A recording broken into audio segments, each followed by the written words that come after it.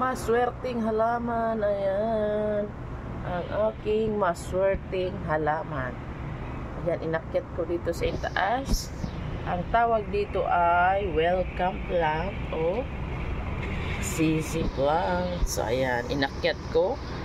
Naging indoor plants na siya. Pero, nilapit ko lang siya sa bintana para siya ay maarawan, no?